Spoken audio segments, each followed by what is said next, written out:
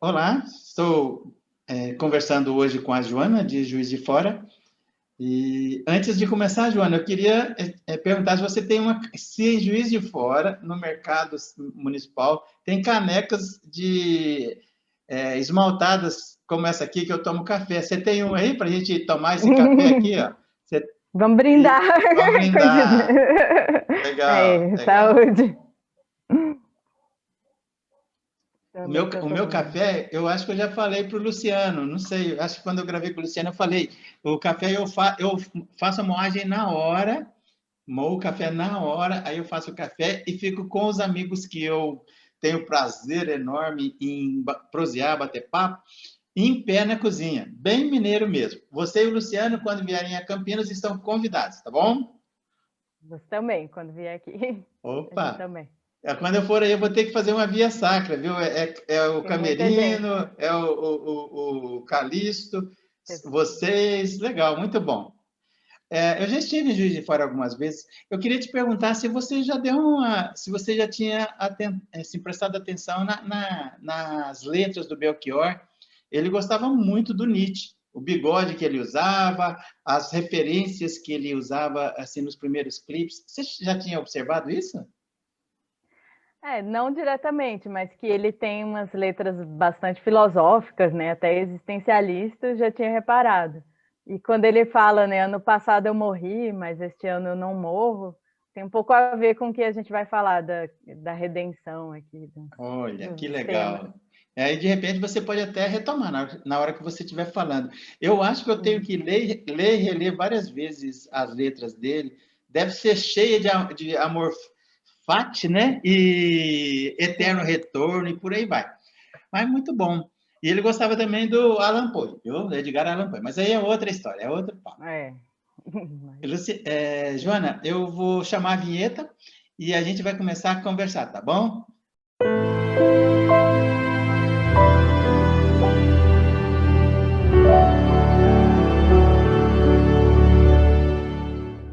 Joana, você buscou uma aproximação entre o Nietzsche e o Sartre. Como é que é essa questão aí da inocência e irresponsabilidade que você encontrou no Nietzsche? Como é que é isso? Isso é um aforismo, né, de Humano, Demasiado Humano, em que ele vai falar ele está falando da natureza e da liberdade, da relação entre natureza e liberdade. Eu tenho o livro aqui, que é esse livro, Humano, Demasiado Humano. Levanta um pouquinho. Ok. Isso. Aí, no aforismo 107, ele está falando sobre irresponsabilidade e inocência. Ele é um crítico da responsabilidade, mas não porque ele seja um irresponsável, assim, mas é porque Nietzsche está num contexto em que a moral, né, a moral vigente, exigia um dever ser muito rígido, assim, que as pessoas deveriam assumir responsabilidades e agir de tal forma, como eu até comentei na outra entrevista sobre o imperativo categórico. Enfim, então ele é crítico dessa liberdade racional, porque para Nietzsche nós não somos puramente razão. Então, quando ele fala da inocência e da irresponsabilidade, ele está sendo um crítico da razão, de que haveria uma racionalidade no nosso agir, porque o nosso agir é influenciado por vários fatores, inclusive o acaso, que é algo que a gente não domina, né, que a gente não determina. Então, nesse aforismo, que ele fala que tudo é inocência, ele usa uma imagem muito bonita que é da natureza, uma cena da natureza que é uma borboleta saindo do casulo. Então, ela golpeia o casulo e ela necessariamente vai sair dali. Então, mesmo que ela não queira, né, nesse nosso querer ingênuo, né, do eu quero, eu controlo, ela vai ter que sair do casulo. Então, isso que está em jogo na inocência e na irresponsabilidade. Assim. Então, ele fala, nesse livro, ele é um crítico do destino, no sentido de ser algo predeterminado, e ele isenta os heróis gregos, né, das tragédias gregas, como Édipo, da sua própria responsabilidade. Então, Édipo, por exemplo, né, na trilogia tebana, ele vai tomando decisões, e essas decisões geram várias consequências, e ele não controlou propriamente, né, cada ato dele. Mas é nesse sentido que nós não somos responsáveis, porque nós não controlamos todos os atos e todas as consequências. Legal. É nesse ponto aí que ele para. E no discurso da redenção, o que você encontrou lá? Então, aí no discurso da redenção, a gente já vê outro aspecto, né, interessante da filosofia de Nietzsche, que mostra que ele não é um crítico da liberdade no sentido de que nós não somos livres. Existe sim um aspecto de ação, né, que nós agimos, né, de acordo com as situações que vão sendo geradas, enfim. No da redenção, eu tenho até o livro aqui, eu vou mostrar. Eu vou ler aqui. Deixa É eu o Assim mostrar. Falava Zaratustra, né? No Zaratustra, porque Humano Demasiado Humano é uma obra de 1878. E o Zaratustra ele é escrito entre 1882 e 86. Então, é uma obra escrita depois, né, depois desse período do Humano Demasiado Humano. E aqui ele desenvolve ideias muito importantes, como vontade de poder, que é essa vontade que nos atravessa, que nós não controlamos. E o discurso da redenção vai falar um pouco sobre como que nós podemos encarar a temporalidade, né? Não, já nesse livro também ele fala do eterno retorno, né? Do portal momento, que é uma eternidade que não tem fim nem começo, e na redenção também. Então ele fala, tem um trecho bem bonito que ele fala o seguinte: isso é tudo a que aspira o meu poetar, juntar e compor em unidade o que é fragmento e enigma e horrendo acaso. Então, ele pretende juntar tudo aquilo que foi vivido, né, no passado e transformar em algo poético, num discurso poético. E em seguida ele fala: redimir os passados e transformar todo foi assim, num assim eu quis. Somente a isto eu chamaria redenção. Então, redenção não é redenção no sentido religioso, né, de que haveria um Cristo redentor, algo que iria redimir os pecados da humanidade. Ao contrário, a redenção é um ato individual, né, intransferível. Ninguém pode redimir a outra pessoa. Ela mesma tem que fazer isso. E transformar todo foi assim, né? Você olha para trás, foi assim. Não assim eu quis. Então você assume, né? Cada um assume individualmente tudo aquilo que foi vivido. Então, apesar de Nietzsche ser um crítico da responsabilidade, ele defende o tempo todo o assumir, né? A afirmação, um agir afirmativo, que não foge daquilo que foi vivido. Então, a redenção é isso. Ele fala que nós não devemos nos deixar sucumbir pelo espírito de vingança do tempo. E o espírito de vingança é o remorso, o arrependimento, é olhar para trás e querer refazer o passado. Isso a gente não pode. Então, ele fala que isso é uma angústia, né, que a gente vive, ele usa esse termo aqui, que a nossa vontade não pode transformar o nosso passado. Então, a saída é essa atitude redentora, redimir-se de si mesmo, não é redimir o outro, mas assumir todo foi assim, não assim eu quis. Então, essa é a atitude de superação, porque, assim falou Zaratustra, é um livro em que ele também fala do além do homem, super-homem, que seria uma forma de ultrapassar aquele homem moderno, né, da racionalidade, enfim, que estaria limitado por esses parâmetros da filosofia moderna. Então, seria essa a ideia de redenção. Joana, eu vou te fazer uma pergunta que você deve estar cansada de ouvir, de discutir, mas eu vou fazer. Já fiz para outros, alguns fazem cara feia, mas eu vou fazer.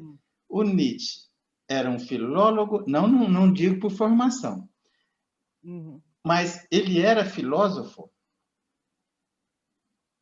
Sim, se a gente pensar na prática, eu uso muito o termo assim, de uma filosofia errante, né? Uma errância, que ele fala muito dos andarilhos, né, na filosofia dele, e ele mesmo se tornou um andarilho. Então, apesar dele ter se formado, né, formalmente, ele fez teologia e filologia, e ele fez um concurso, né, vamos dizer assim, para ser professor de filosofia, lecionou um tempo, mas depois ele não leciona mais, porque ele tem várias crises de doença, enfim, ele chega a ser professor na Basileia, na Suíça.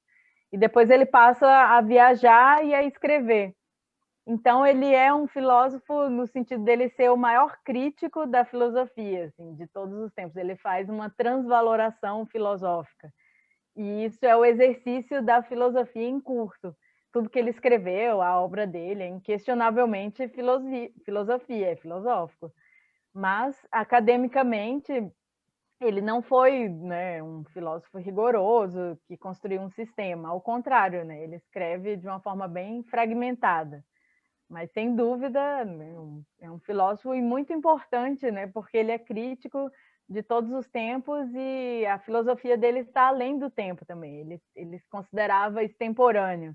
Ele fala, né, que o pensamento dele é de véspera, ele veio cedo demais. Então, ele continua repercutindo no século XX, que é o que eu tenho estudado atualmente, né, essa repercussão de Nietzsche no século XX. Eu bati papo com um outro cara, e tem um monte de entrevistas sobre a obra dele, do Nietzsche. O cara falou que tem horas que ele faz tanto autoelogio, o Nietzsche, que o cara se sentiu envergonhado por ele. É verdade, não. Ele fez bastante autoelogio. Agora, você não acha que, de certa forma, é um pouco cômodo sair chutando o pau da barraca do cristianismo e o pau da barraca da filosofia? Mas ele constrói também, né? Ele tem o martelo destruidor e ele tem a coragem também, né? Porque não é cômodo, né? Você enfrentar os clássicos, né? Todas as verdades estabelecidas e tal, e reconstruir algo, né? Então a filosofia ela teve que se refazer depois de Nietzsche, depois da crítica, mas ele mesmo ele constrói uma filosofia dessa superação, desse sentido ético, assim, né, prático. Então, uma filosofia que deve ser levada para a própria vida, não deve ficar só fechada dentro de uma biblioteca. Enfim, Legal. Nesse sentido, ele constrói também. Já vou voltar para a tua pesquisa. Vou fazer mais uma provocação. Mais uma provocação para minha amiga Joana.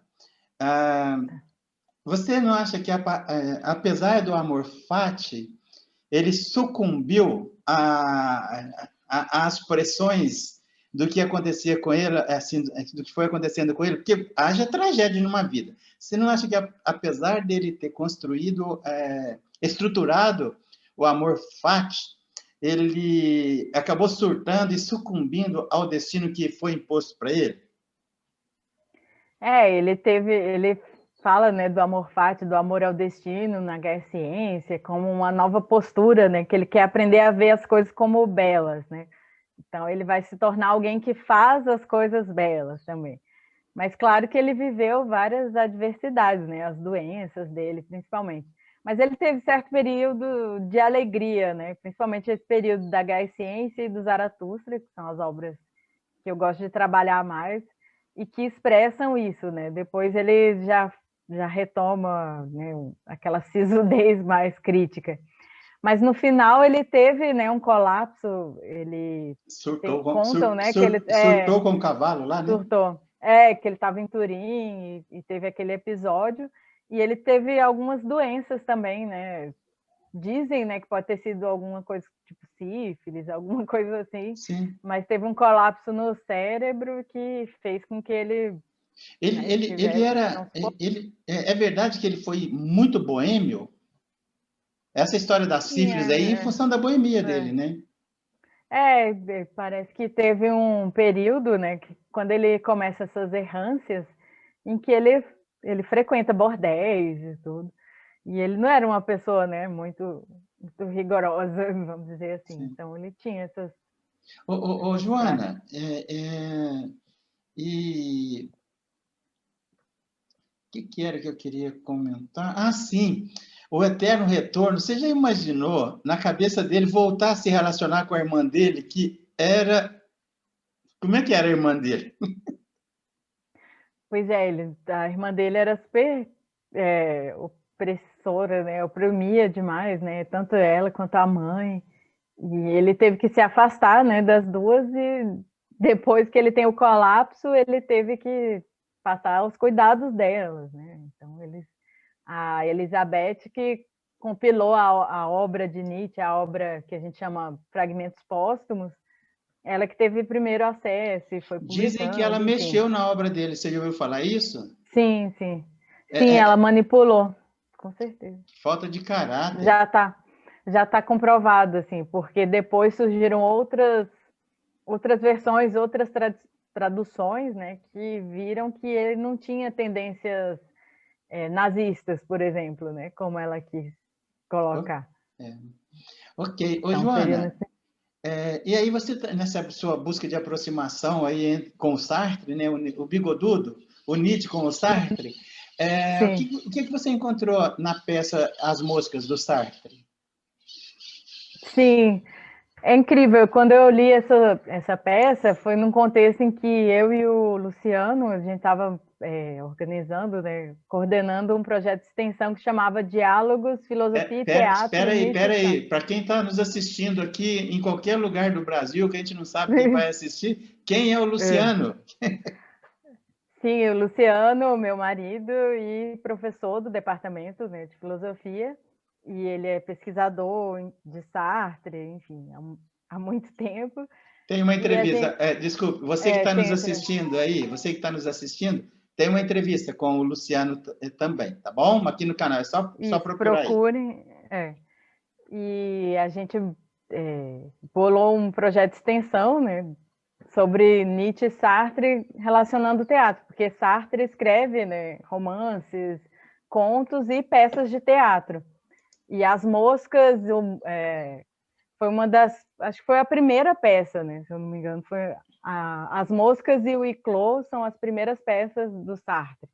Então, que ele escreve ali no período no período da guerra ali. E a peça, ela representa um pouco esse momento da ocupação nazista na França. E é interessante porque é uma leitura da trilogia Orestes, e o personagem, né, principal é o Orestes, quando ele retorna a Argos para redimir um pouco aquilo que a mãe dele, né, com o amante, o Egisto, fez após a guerra ali, que eles mataram o Agamenon. Enfim, aí Orestes ele retorna, ele encontra a irmã dele, que é a Electra, e ali eles vão tramar uma vingança. Então a peça é essa aqui, As Moscas. Acho que deu para ver. E o que eu achei interessante que tem a relação com o Nietzsche é que o Orestes ele é um herói que assume, né? Assume os seus próprios atos. E ele fala, eu sou a minha liberdade. Inclusive eu tenho alguns trechos aqui que eu posso mostrar de falas do Orestes que mostram como que ele fez para encarar aquela realidade, né? Joana, você quer que eu autorize você a compartilhar a tela para você mostrar e para ler para a gente Sim, aí? sim, por favor, só esses trechos das falas do Orestes. Já está autorizado. Pronto. Agora sim, acho que apareceu. Então, as falas, né? Primeiro, né, tem essas citações aqui do Sartre, porque isso faz parte da minha pesquisa, né, que eu estou fazendo de pós-doutorado, e uma das relações que eu faço entre Nietzsche e Sartre é como que a liberdade e a responsabilidade se encontram tanto no discurso da redenção quanto na crítica que Nietzsche faz à responsabilidade, que ele fala da inocência. Mas no discurso da redenção, quando nós vimos, né, de assumir todo o passado, transformar num querer, né, num assim eu quis, é possível juntar novamente com a filosofia de Sartre, porque Sartre é um defensor da responsabilidade. Então, o homem carrega nos ombros o peso, né, do mundo inteiro, ele é responsável por si mesmo, enfim. Essa é a responsabilidade absoluta que segue, né, a liberdade absoluta. Então, são inseparáveis, são correlatas. Mas o que eu quero mostrar aqui é a próxima. É o próximo slide que travou. Que editar. Estou passando para frente aqui, não tem. Computador. Ai, agora pronto. Pronto, foi. Bom, aí você corta aqui. Acho que ficou lento. Orestes, depois que ele comete, né, o crime de matar a própria mãe e matar o Egisto, ele afirma, eu me sinto livre, nós somos livres, Electra. Só que a Electra, ela se arrepende, ela não segue Orestes nessa libertação. Então ele fala, né, nessa página 83, sou livre, Electra, a liberdade desabou sobre mim como um raio. que é uma das imagens que Nietzsche usa no Zaratustra, que o super-homem é anunciado por um raio.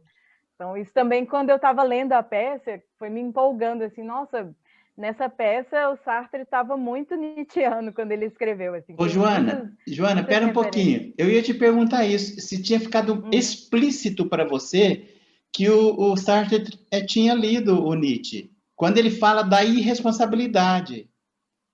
Sim, na verdade, a chegada de Nietzsche na França é bastante polêmica, né? Eu tenho um dos materiais aqui que me acompanham, né, nessa pesquisa, que é Nietzsche, um francês entre franceses, da Scarlett Martin, que é uma professora da USP, né, uma filósofa, e que coordena o grupo Nietzsche. E aqui ela mostra como que foi complicada a chegada de Nietzsche na França. E a irmã do Nietzsche já tinha feito, né, o desfavor de distorcer as ideias de Nietzsche para que se encaixasse no nazismo, nessa ideia, nas ideias arianas, enfim. Então, imagine, né, a França ocupada por alemães e alguém querer estudar Nietzsche. Então, ele era bem mal visto. O Sartre, pelo que eu tenho pesquisado, ele leu, sim, ele considerava Nietzsche um poeta, né? Você me perguntou se ele era um filósofo. Numa das declarações, Sartre fala, né, dele ser um poeta, mas ele também escreve um conto que é bem inspirado na relação que Nietzsche teve com Wagner e a esposa do Wagner, enfim, que mostra como que Sartre leu a filosofia de Nietzsche, mas talvez ele não tenha tido acesso a toda a obra, né, como nós temos hoje essa facilidade, justamente por se tratar de um período, né, que era muito datado. E depois as interpretações de Nietzsche na França, que vão ser apropriadas por Deleuze, Foucault, elas diluem muito o sujeito, a subjetividade. Então, é como se o indivíduo tivesse diluído num mar, numa imensidão sem fim chamada vontade, e como se ele não agisse. Isso é incompatível com a filosofia de Sartre, porque para Sartre não há nada, nenhuma outra causa que não seja nós mesmos, né, das nossas ações. Então, seria transferir para outra. Então, seria levar essa ideia da vontade, dessa diluição do sujeito, seria contraditório na filosofia de Sartre. Então, naquele momento, ele não olhou com bons olhos, vamos dizer assim, porque Nietzsche fala o tempo todo da vontade de poder, diz que nos atravessa, como eu falei no aforismo 107. Mas, por outro lado, na redenção, eles se encontram. Então, talvez Sartre, por ter esse princípio, né, por ser uma filosofia da liberdade, e a responsabilidade também, ambas absolutas, isso fez com que ele se afastasse um pouco do filósofo.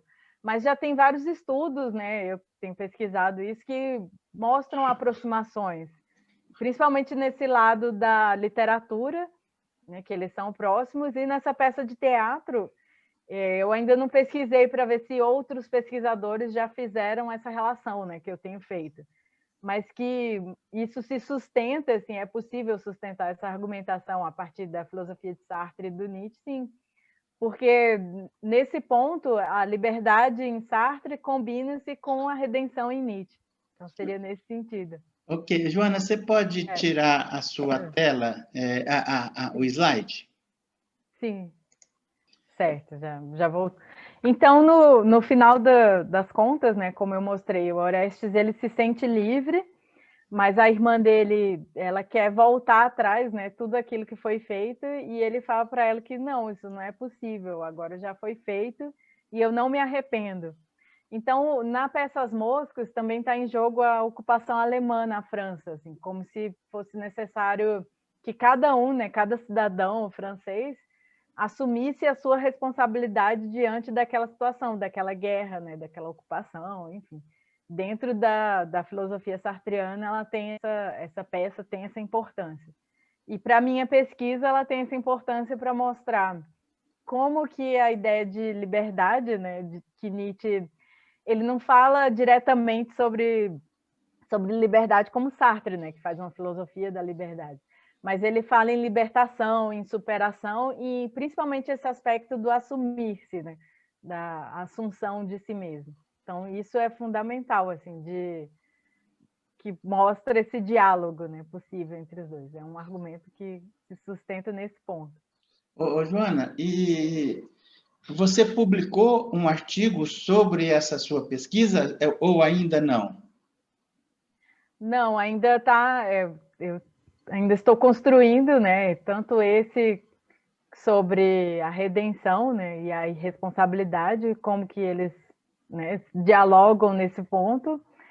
Outro artigo que eu tenho trabalhado são as convergências e divergências, né, que há vários pontos em comum, né, como eu falei já alguns, mas há também pontos em que eles não dialogam. Por exemplo, nessa questão da vontade, que para Nietzsche ela se sobrepõe ao indivíduo, né? Ela nos atravessa, e isso seria inconcebível na filosofia de Sartre. Então tem outros pontos comuns também, curiosidades, por exemplo, os dois cresceram sem a função paterna, né? Perderam o pai muito novo, cresceram entre mulheres, né? O Sartre teve, né, um outro, a mãe casou de novo, mas no caso do Nietzsche não. Eles serviram à guerra, né? O Nietzsche ele serviu à guerra franco-prussiana e o Sartre ele serviu como meteorologista no comecinho ali da guerra, mas conseguiu escapar na época da ocupação.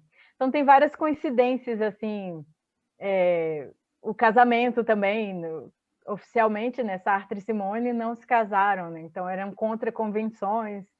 E Nietzsche também, enfim, vários pontos assim que são de curiosidade, mas O principalmente. Nietzsche não casou porque a irmã dele e a mãe não deixaram, né? E a Lu Salomé, né, que foi a grande paixão, também não aceitou. Mas tem vários pontos assim que se torna possível fazer esse diálogo, mas também pontos mais profundos, como Nietzsche antecipar algumas questões da fenomenologia que vai ser desenvolvida lá por Husserl, por Heidegger, depois pelo próprio Sartre. Quando Nietzsche fala que não há separação entre homem e mundo, que o corpo também conhece, tudo isso antecipa questões que vão ser desenvolvidas no século XX, da filosofia do século XX. Então, nesse ponto, ele tem esse pensamento, né, extemporâneo, e é uma grande influência para a filosofia contemporânea. Então, tem vários pontos em comum, assim. O Nietzsche morreu em 1900, não foi? Eu acho que foi. Sim, 1900. O Sartre nasceu alguns anos depois, né? 1905, Uhum, Só legal. que o Nietzsche tem o colapso dele em 88. Então, intelectualmente, ele morreu em 88, né? Depois do colapso, o colapso dele foi total, ele não produziu mais Não, nada. nada. Ficou Uhum. imprestável, assim. Aí o Freud publica, né, a interpretação dos sonhos em 1900, né?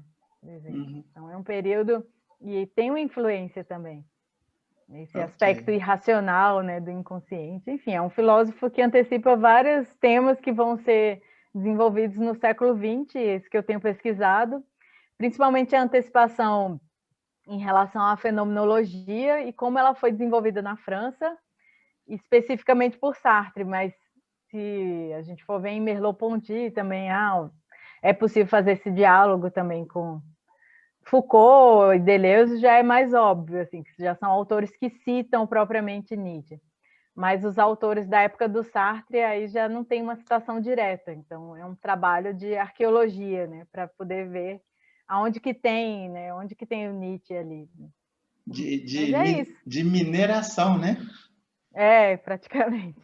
Ô, Joana, Seria isso. que legal. Muito obrigado por reservar esse tempo para conversar de novo comigo. Futuramente a gente volta a conversar mais vezes, tá bom? Claro, pode ser. Mas seria isso. O importante é leiam essa peça, ela é muito interessante, As Moscas. Uhum, ok. Um abraço, a gente volta a se falar, tá bom?